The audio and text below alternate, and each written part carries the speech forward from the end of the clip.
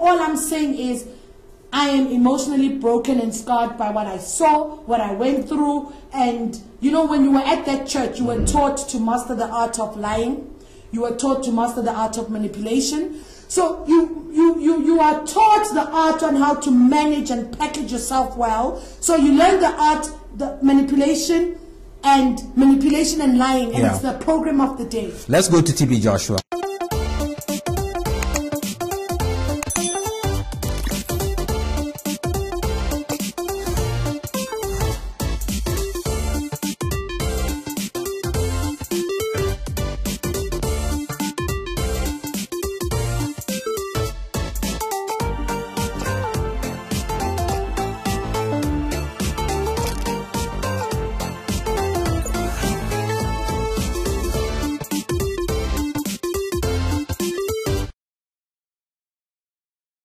Let's go to TB Joshua. Oh. Take us through the From Banda, there was how did you even get to TB Joshua? You went to TB Joshua's church, Synagogue. You spent 2 years in Nigeria, at the Synagogue in Lagos. He's a charlatan. He's a charlatan. He's not even saved. He's not even saved. He's a jackal. He's a sango. He's a babalao. He's a juju man that just came to the pulpit. Exactly. Forget about what you see on TV. Thank you. Forget about what he tells you. TB, I've been to Synagogue. Stay out of TB Joshua's way. I used to run a Christian magazine. I wrote about TB Joshua on the front page.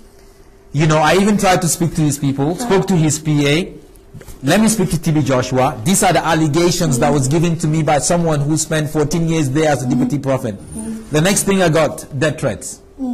So there's no way TB Joshua held my magazine in his church on TV and telling people this is not of God. Please tell us about that shrine, that cult, exactly. that place that is not a church. Exactly. Oh my God.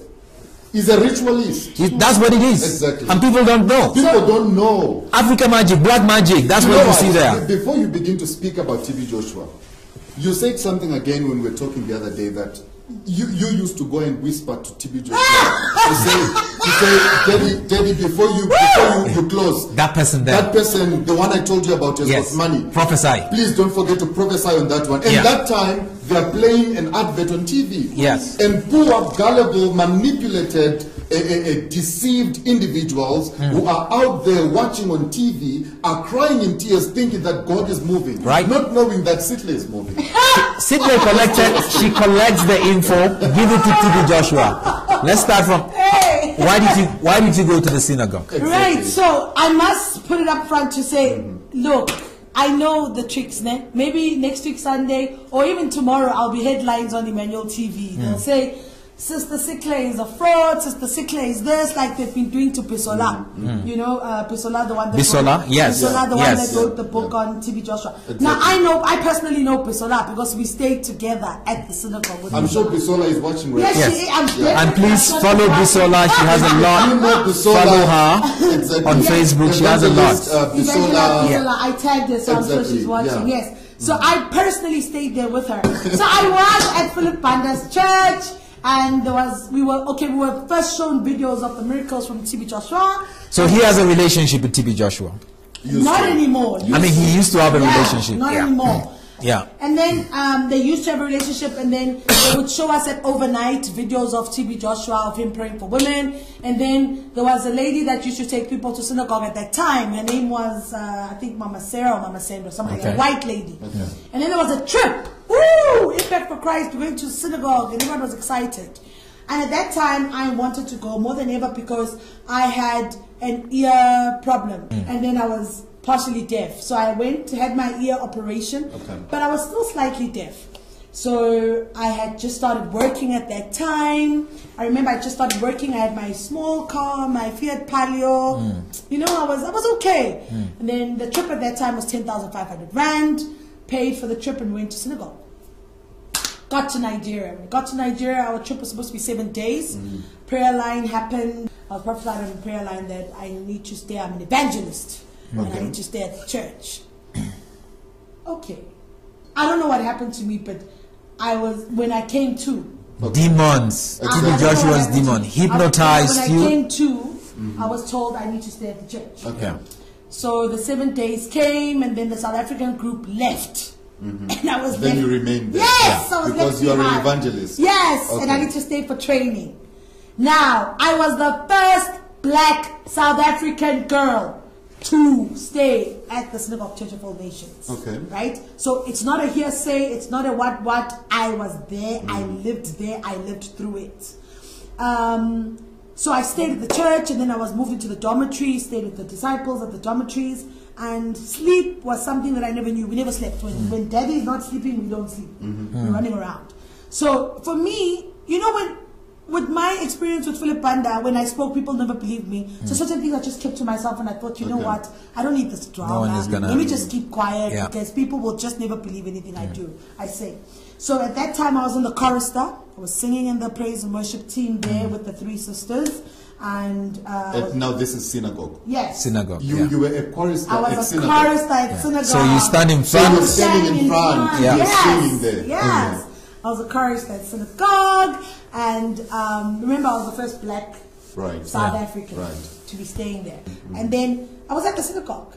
So the first 2 months was difficult because I need to adjust. I'm South African, I'm in Nigeria, and the culture, it's The rough food. and everything. But I was very close to Sister Bisola. Now, Bisola is the one that wrote the book. Yeah. Okay.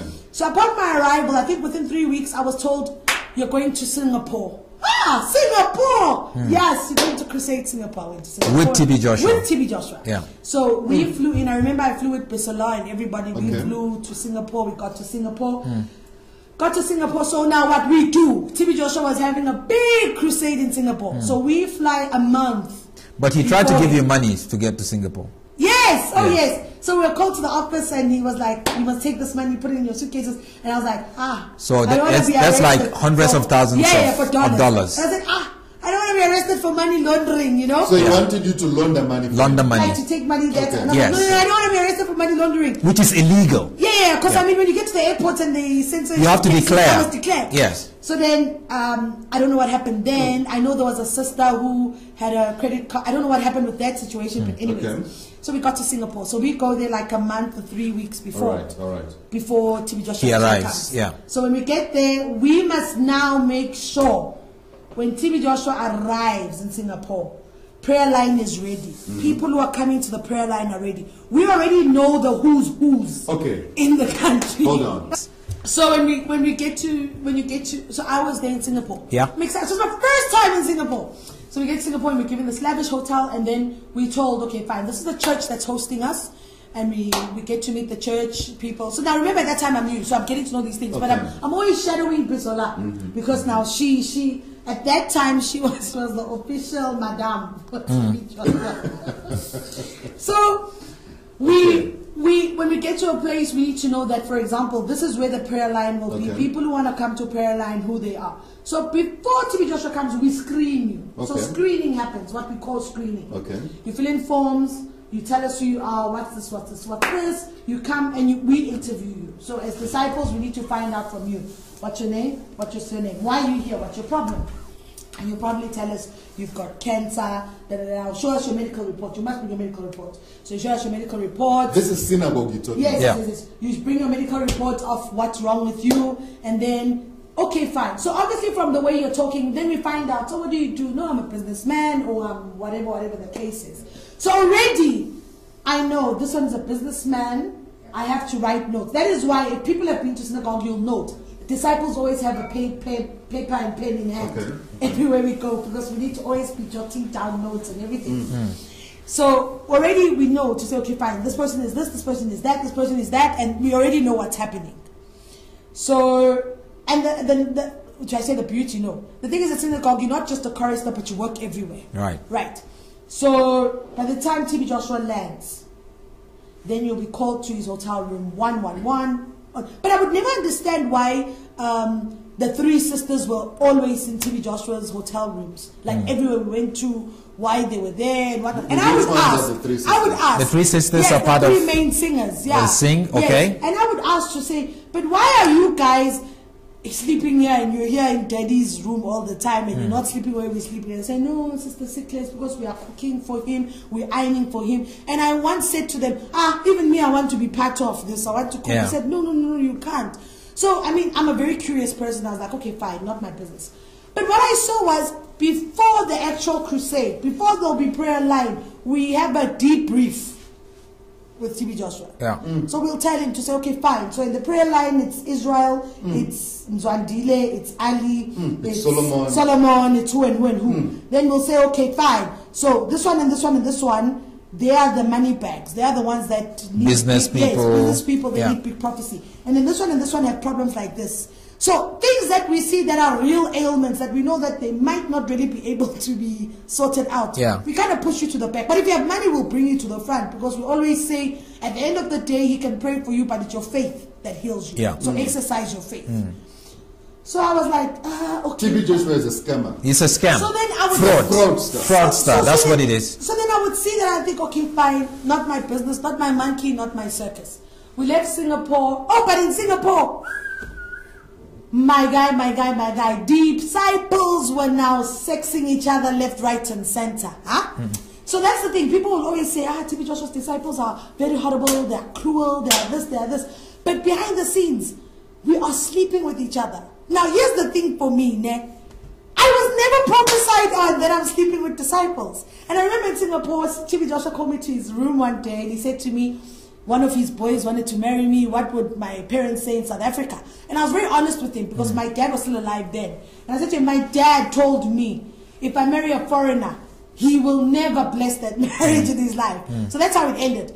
But there were relationships that were happening, but they were unspoken. Do you understand? So we went back to Nigeria, continued staying in Nigeria.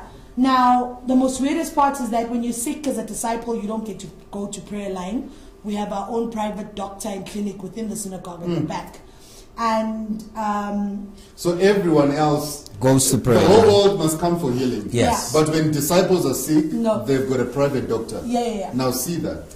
And the most amazing thing for me was, I know people will say, and I'm sure people are saying, yeah, she's a bitch, she's having sex.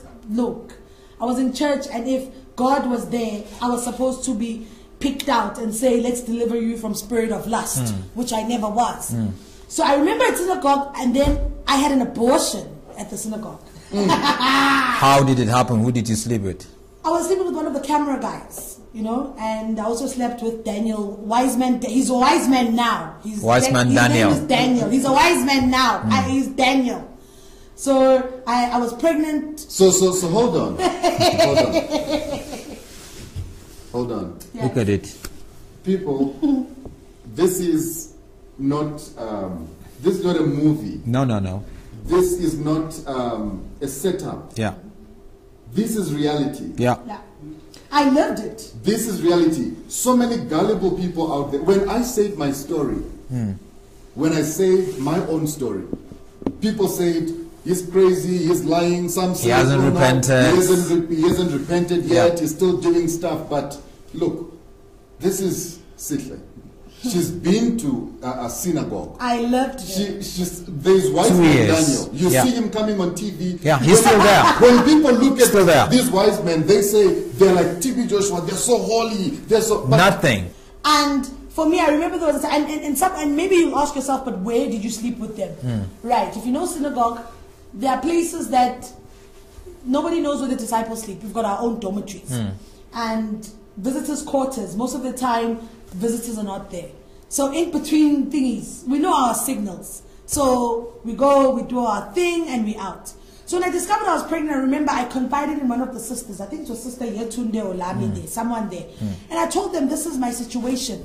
I was taken downstairs to the nurse. There's a nurse there in synagogue, and I had an abortion. How did that happen? How did they perform the abortion? In the house of God. In the house of God. Downstairs the house of at God. church. Now, how was the process? No. I went there, and because I was now not seeing my period, I was sick and everything. Then they did the test, and I was pregnant.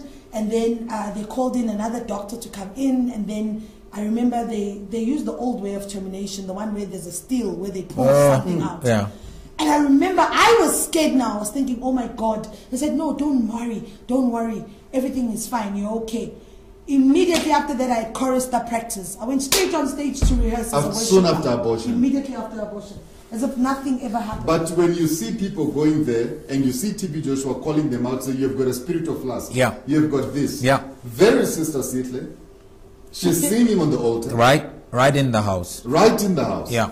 Some of the sisters that I stayed with, some of the sisters that I stayed with at synagogue don't have wombs. These were sisters that would confide in me and tell me, because I was worried to say, I'm having an abortion in the church, I'm going to be in trouble. And they were like, don't worry, it will be okay. After all, you are given to the church, you need to be, you are given. Because I was told I was supposed to stay there for a very long time, you know. And for me, it was a way of life where you see, disciples don't get married. If disciples do get married, you kind of get ostracized out of the church. Yes. And me being there, I'm very vocal and I always ask. So every time at night we have disciple meetings. Now at these disciple meetings, that's when we learn the language, we learn the speech, we learn the behavior, we learn what to say, what not to do. That is why when visitors come, for example, when visitors come, most of them will say, TB Joshua's disciples are rude, they are cruel, they have no heart, they are bullies and everything like that. But the main thing is, we told what to do, what not to do, and what not. And the most amazing thing is, you are assigned. For example, if they say there's a special group coming from South Africa, you are assigned to this group, you must be in charge of them. There are certain visitors, some visitors don't come to the dining hall. Some visitors don't come to the dining hall because everyone sits in a normal dining hall. Yeah. Some visitors, you are assigned to go issue and give them their food in their rooms, be it breakfast, lunch, or supper. They just don't come to the dining hall. Females are attached to males. However, you are just attached. It's not like female to female. No, for example, I'm from South Africa, so if South Africans are there, they'll attach me to say, maybe they'll understand me better. And I'm very eloquent, I speak well, so I'll be attached to say, you look after that person and make sure that person is fine. Whatever that person wants you to do. What is whatever? Whatever they want you to. Now, you were there. Yes. You were assigned to this rich man. Yes. And then the wife walked in on you. Oh my God, yes. Yes. I wish I could take my clothes off to show you. So I think my parents remember this because I was flown in from synagogue because my buttocks, like the left and the right, have burn marks, right? I was burnt with hot water. I was burnt with hot boiling water. Because unfortunately for me, this rich businessman, he is a South African. He is in South Africa. A lot of people know him in South Africa. He is in South Africa. He went to TB Joshua. He went to TB Joshua's and I was assigned to look after him. And it so happened I was caught in the act with the businessman. How did it happen? By the wife, you know. Are you guys allowed to do that? They said take care of him. So take care of him. So it was sexuality, whatever. So it's kind of like normal with some of the girls within the church. It's like it's an unspoken, okay, normal thing. Yeah, and I want to make an emphasis here. You know, in a church, when you're having sex, when you're given the free lines, you know, the license to have sex like that, it means that place is a shrine. It's a sort of worship. Exactly. You know, it's a sort of worship. When churches, when you see a lot of fornication happening, where people don't really care about it and talk about it, because you need to do that to be able to keep the covenant with Satan. And hence the altar. So for me, I was there and I was busy. I was on top of the man. I was busy. And the next, I could feel, it's like I felt as if cold water burnt me. Like, you know. But now remember in the dining hall, if you've been to synagogue, you know, there's always an urn that's boiling with hot water. Okay. 24/7. Yeah. So I think that woman went there, took water, and then she came. That's his wife. Yes. And splashed me. You know, and when I was splashed with that water, so I quickly got dressed and then I ran down. So I ran and I reported this incident, right? And then I was taken to Daddy's office, TB Joshua's office, and I explained what happened. I remember I had to, TB Joshua. Yes, I had to take off my dress to show my bums because now I started getting, you know, after being burnt, those boils. Those boils. Yeah. So I started getting boils on my buttocks, and then this side I've just fornicated, this side my bums are boiled. I was flown back into South Africa. So I flew back to South Africa and I remember I was taken to one of the private clinics here because I had 3rd-degree burns. And when I was released from the private hospital, I had to go home to heal. So if my mom and my siblings can remember this, I would walk around the house naked because I couldn't, it needed to be exposed to cold air because it would damage itself and do whatever. And every time I was told, when you are asked what happened, you must say you were walking past the urn and the tap of the urn burst and the water burnt you. That was my story. That was the narrative they gave you. That was the narrative of my story. What did TB Joshua say to you when you met him in the office and you were showing him your buttocks? When I showed him, he said, hey, bring it down. And then I had to bring it down. And then they spoke Yoruba that I didn't understand. Yeah. And then the next thing I was told to go out. Then I was called back in again. Then I was told, Sister Sikle, you are flying out to South Africa. Go pack your bag. So the very next day I was flown out to South Africa. Because remember now he must contain this wealthy businessman who's funding, just bringing lots of money. Yeah. So to them, they were told that I was chased. Because I was caught in the act. You forced yourself. But for me, I knew that I had to go get better. And after I got better from my healings of my buttocks, I went back to Synagogue. Because I stayed, I think, for about a week or two. Then I flew back to Synagogue and I was there at Synagogue. You are walking down the stairs. Was it when you went back for the second time or before you left? When you're walking down the stairs, you were following TB Joshua, you were telling him that I want to go back, I want to go back to South Africa. I was beaten up. I was beaten up, yes. TB Joshua beat you up. I was beaten up, yes. How so that? I think I've shared with some of the people. If some of the people remember, I've shared with some of them. Now remember, I think I've shared with some of the people that and I was like, no, it was holy anger. It's, that's how they say it, daddy, holy anger. Because I remember at that time, I had my second abortion. Okay.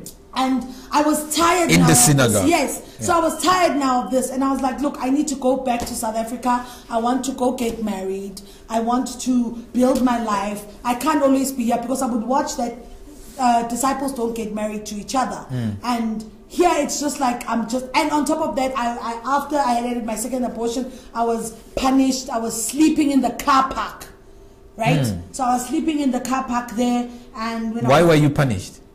Because I was vocal, and then they caught my cell phone. I was having chit-chats with all these men visitors and all these people. And in most of them, I was telling them what was happening and how I wanted to come back home, And I remember Jabu Hlongwane from Joyous Celebration. Yeah. He came to Synagogue with his crew. And when he saw me, he's like, what are you doing here? As beautiful as you are a South African, what are you doing here? And I kind of briefed him. I said to him, Jabu, I want to go back home. I'm not happy here. He's like, so why aren't you going home? And I'm like, but I can't. You don't understand. He wouldn't understand. And I can't really talk much. I'm like, I can't because my passport, when you get there, your passport and everything stays in the office. I'm like, my passport and everything is there. They take it away intentionally. Yes. And I'm like, but I want to go home. And I remember Jabu, he was there because he was shooting, him and Joyous, a few members of Joyous Celebration. They were shooting the song, God's time is the best time. So Jabu kept on saying to me, something is wrong with this church. You need to leave. And I'm like, I wish I could leave, but I couldn't. So now I think some of the disciples saw that I was continuously talking to Jabu and the Joyous Celebration members. Then I was reported at the office. Then I was told I'm no longer allowed to be seen with them. I was assigned to a different group. That's when I bolted out. And I remember TB Joshua was walking to his room. So his bedroom is right at the end of the church. End. So he sleeps alone there. And I followed him up and I He sleeps alone with his wife? No. Disciples are at one level floor and then the wife is on a different level floor. They don't sleep together in the same. He's alone right at the top end of the church. So I was following, running up to say, because now I want to go back to South Africa. I don't like being here. Because I remember Jabu Hlongwane saying, you now look like a Nigerian, even your English, everything. And I'm like, I want to go home. I don't want this anymore. Hey, so now when I want something, I want something, So I think I kind of provoked the epistemol and the next thing, I don't know what happened. I was boom. TB Joshua hit you. Yeah. And then I kind of felt back. But then I remember when he walks to his disciples, so I fell onto somebody. And I ran to my room, I was upset. And then obviously the sisters came and said, don't mind, holy anger. He's your father. A father disciplines a child. You are a child now. So please understand. So I had to stomach it in and I was like, okay, all right, fine. But I still wanted to go home. Right. Then we were taken to the prayer mountain. And this for me was always something that I questioned, to say the prayer mountain that visitors go to is not the prayer mountain that TB Joshua goes to. How is that? It's completely different. They might show you old furniture and say, remember it's a script. Yeah. when you come to Prayer Mountain, we'll say, okay, everybody, praise the Lord. That's what we say. Good morning, praise the Lord. On your left-hand side, this is the place where TB Joshua, man of God, prays. And it's old. But that is not the one. Where he prays, God, I have seen with my own eyes. Is that where you used to swim naked? Please, that is where, ask Bisola, she will tell you. There, you don't know whether it's human being or fish that is there. You don't know what is going on there, but it's diabolic. You know? And that is where many people's pictures are there. If the picture is not buried, the picture is stuck to the, nailed to the tree. That is where everything happens.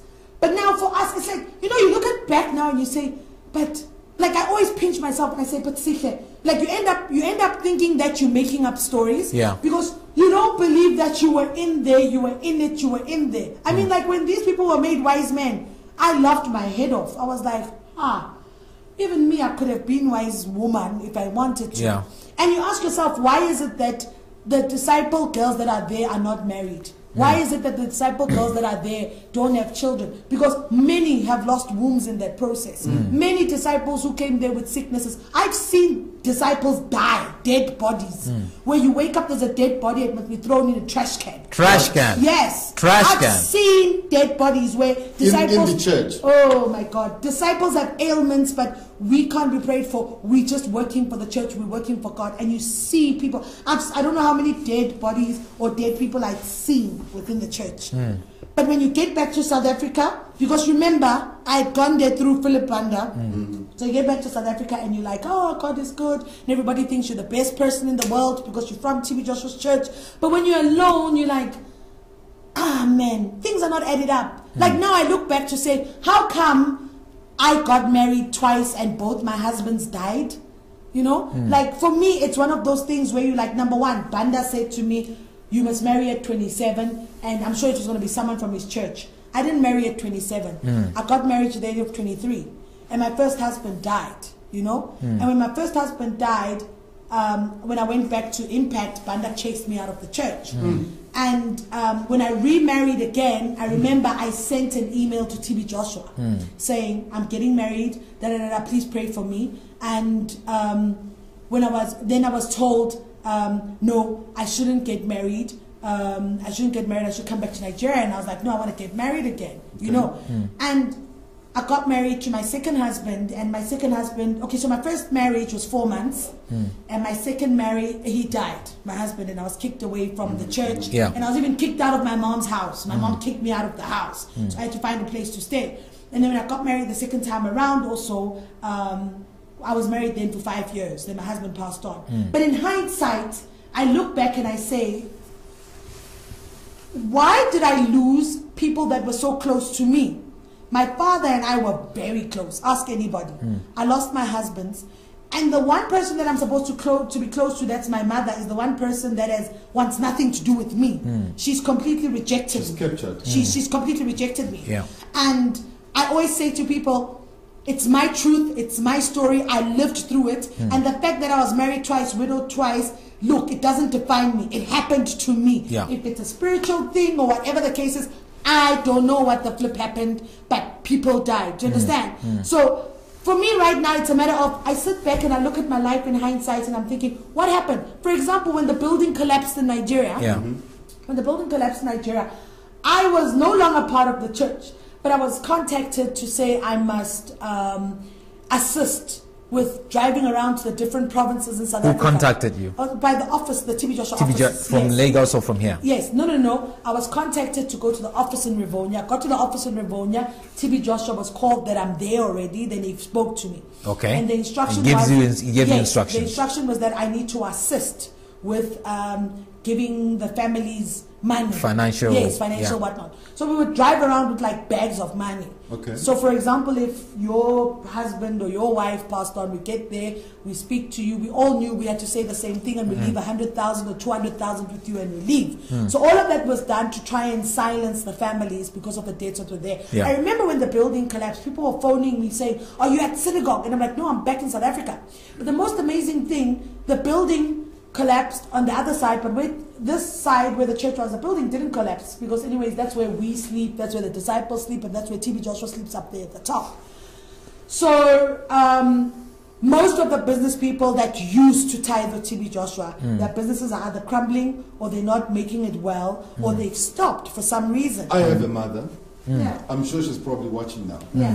There's a woman who took care of me during my early days of starting ministry in Zimbabwe. Yeah, as a young person. As a young person, I traveled together with the man that I call Dad. He's from Nigeria. I'm sure they're probably watching now. He's from Nigeria. We went together to TB Joshua. They believed so much in TB Joshua. They sent money, a lot of money, dollars. They used to send money to that place. Yeah. They have a son. They'll clean you. That's what they do. They clean you.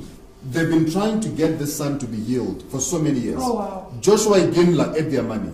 Yeah. Johnson Suleiman ate their money. False prophets. False prophets. False prophets. Joshua Iginla told them, false bring prophets. so much money, your son will be healed. Iginla is a false prophet, he's an adulterer. Johnson Suleiman did the same Same thing. guy. Whenever Johnson Suleiman would go to Zimbabwe, it was my mother in Zimbabwe and my father. These were like my foster parents, not my biological parents. They would make sure that they put in so much money, take care of him, to take care of Suleiman in Zimbabwe. And he goes to strip clubs here in Rivonia. No, a stripper got in touch with me and told me how they did. Yes. Now look at that. Yes. Think of the thousands of people who are giving money to these people, thinking that they'll be blessed in return. It's God. Hear me and hear me well. Wow. There's God. A declaration I want to make on this right now. I don't know where you're watching from. I don't know where you are seeing this broadcast from. These are thugs. These are wicked bandits. These are not men of God. These people are hustlers, spiritual hustlers. They will hustle all the money out of your bank account. Yes, and yes. they'll leave you broke. That's what they do. My foster mom is a witness to this. Right now, as we speak, my young brother is still the same. But this is not my biological family. Yes, but adopted family. Yes, adopted family. He's still the same. They went everywhere looking for healing, deliverance. Yeah. They went through TB Joshua. They lied to them. There. These are all lies. Everything you see on TV, it's either it's staged, it's either it's demonic. Yeah. Listen, this is not a campaign of trying to run down some people, but this is the moment of truth. Yeah, this is the scripture. Truth must be, the truth must come out. Yes. And wherever you are, don't keep quiet. Enough is enough. Yeah. Don't keep quiet. Yeah, I think for me, it's as I say, we're in this campaign called Gwanele Mfundisi. Right. Yes. For me, it's about speaking out, to being the voice to the voiceless. Yeah. Because people will say, Sihle, you're so vocal. I also have a story to share, but I'm afraid to speak. I'm afraid, what if I die? Because people are getting, I've been getting threats forever. People are getting threats and stuff forever. Here's another thing. Then my dad passes on. So my dad goes to TB Joshua. This is August, and then a few months later, my dad does not wake up, he's dead. And before he passed on, TB Joshua gave him a prophecy. I remember I was on stage singing because I'm a chorister. And he was there with my mom, and he gave him a prophecy on, I see you packing your suitcase. Your suitcase is about to close. And that was information from Banda.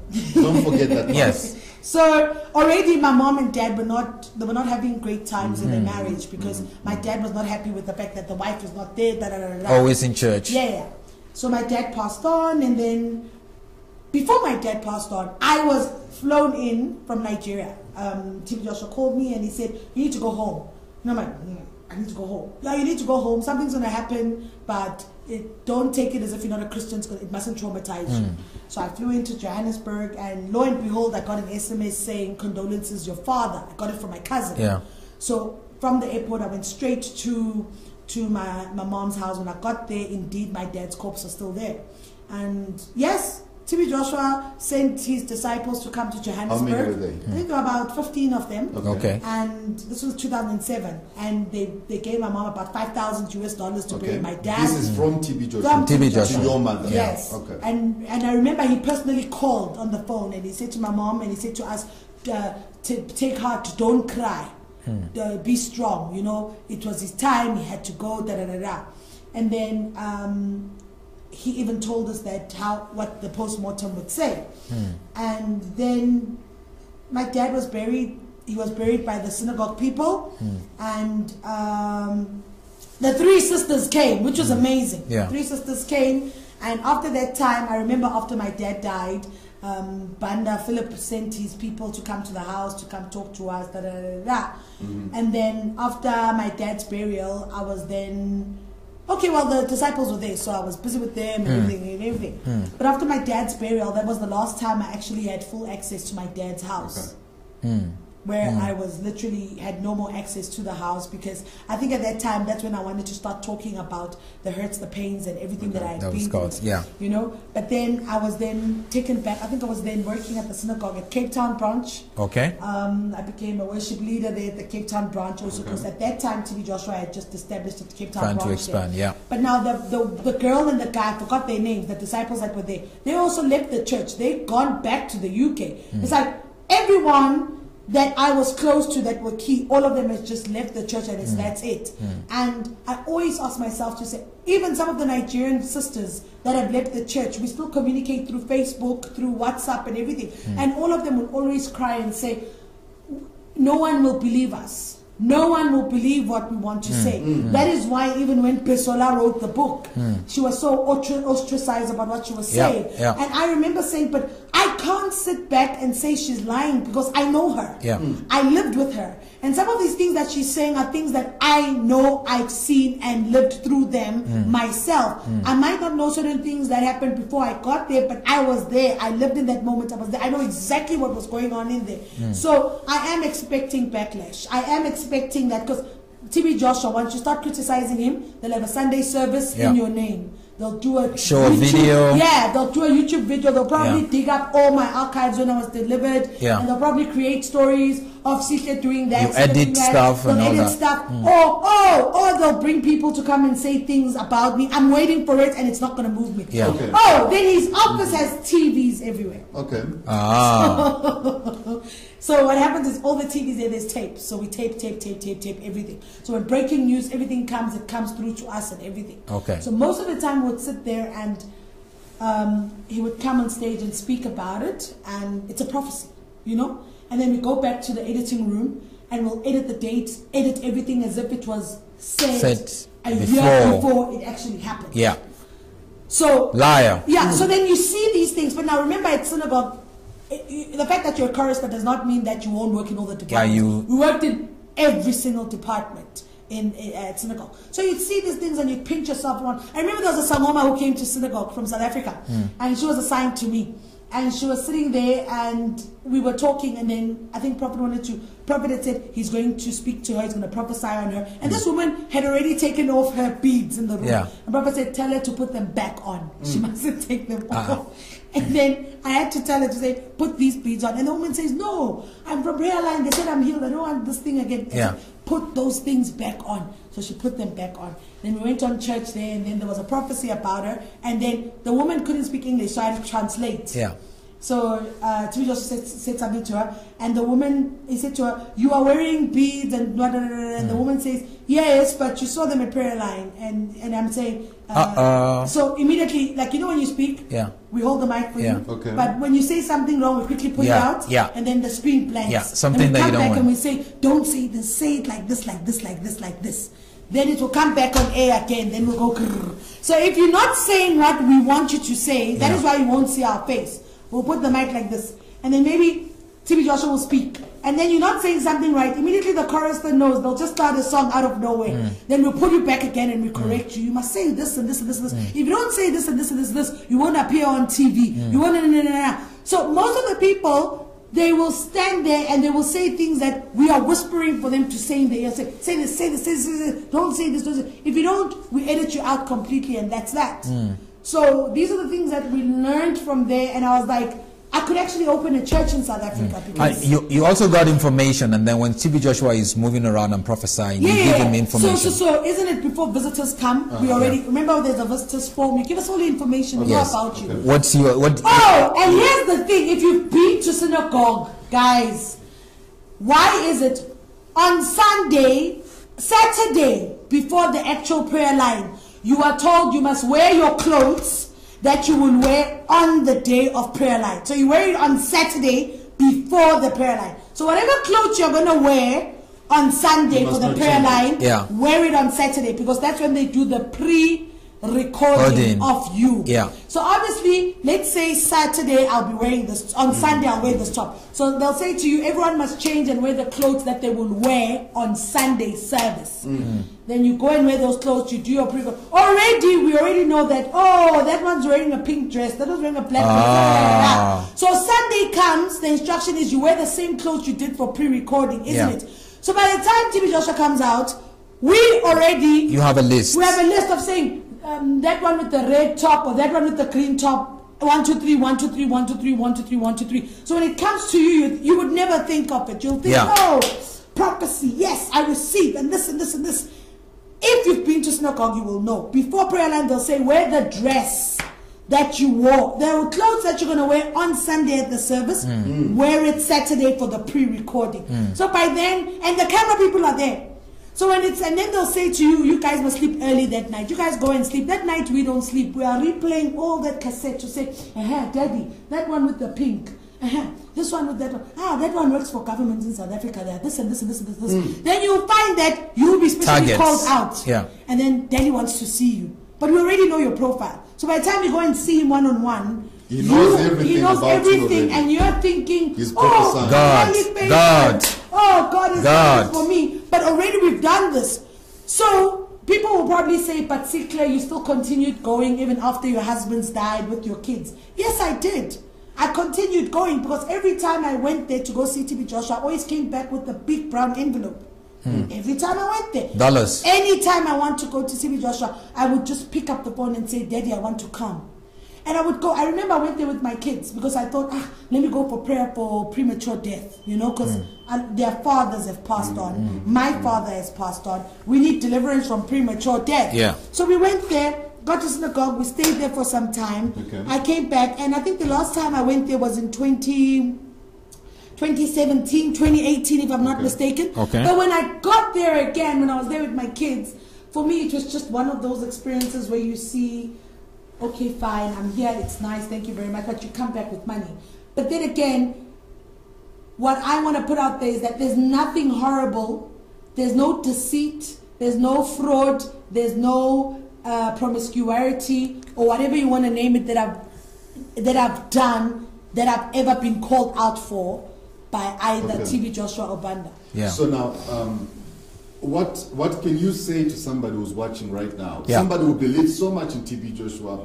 What can you say? What advice can you give to somebody who's like that, who's watching right now? Take a minute and say that before we move to the next one, because we're closing this now. Because we still have Pastor Chris, we still have Tancredi, we still have, so. I think for me, more than anything, I say this, I don't do church.